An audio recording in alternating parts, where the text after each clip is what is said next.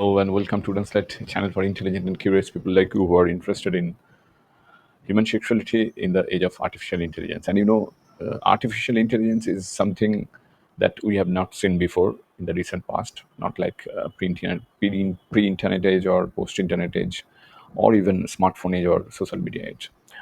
And in this channel, we usually try to find a best possible solution of a problem, rather try to find the best possible answer to a question. And today I'm going to share my one of my experiences with an old woman who was my grandmother and who lost her husband when she was around middle of 40, I think.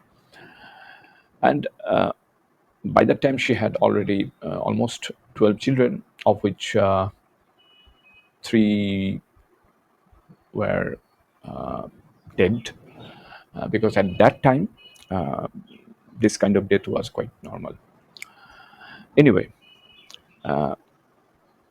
when I asked her, it was a very candid question, why didn't you marry when you got when you lost your husband at such young age? There was ample scope for marrying again. Why didn't you marry? She gave me a very she gave me rather part answer. Uh, I mean, part answer means not PART but PERT. That means quick and rather short. But before we proceed, let me tell you one thing. If you have not subscribed yet, please subscribe. It gives me a lot of strength. And if you have already subscribed, please keep watching Wooden Slate. It also means a lot to me. And finally, although I talk about human sexuality, human sexual behavior, and all the stuff like sex robots sometimes, but there is no vulgarity in this channel, and I don't promote any kind of vulgarity to this channel. Now, her answer was, as I said, part. Part means quick. Rather, she tried to avoid the context. Rather, she and I thought that she didn't want to extend the conversation anymore. So she tried to end it as soon as possible, because she said that I don't even have time to think about remarriage, and much less talk about it with others. There is no one to console me at that time. In fact, people thought that I was partly responsible for my husband's death. They thought that I was not. Actually, it was a kind of superstition. And this channel, my channel, is against all kind of superstitions. What I talk about on scientific facts.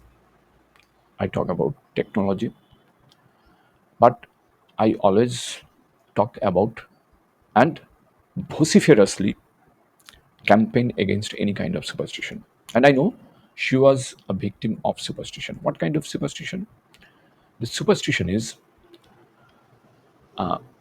life has a way of creating priorities, you know, and that too often, too often don't include pleasure, which can dampen or even erase desire, and that require our full attention and engagement. And then, well, we are just too tired or too stressed or too busy to even think about sex in our old age. Actually, life happens, but our primary or our uh, basic notion is life happens to younger people, right? And they don't appear to have a problem being insanely busy and sexual. But for the older couples, there are a lot of things to think before any kind of sexual act. Accepted that trope that for those of advanced age, sex doesn't matter. Unfortunately, it is true, but it's true. And it really doesn't matter as much as it does to younger people.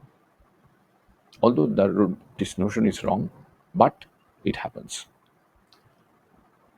But at the same time, unfortunately, we are sexual, sensual,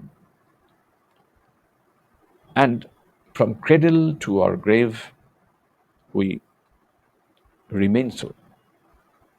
And yet, at some arbitrary age, like it happened to my grandmother,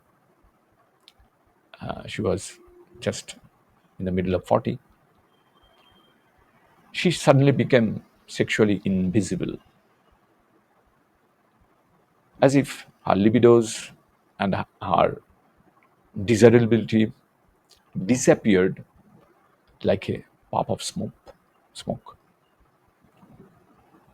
Anyway, I shared my one of my very private, very personal experience.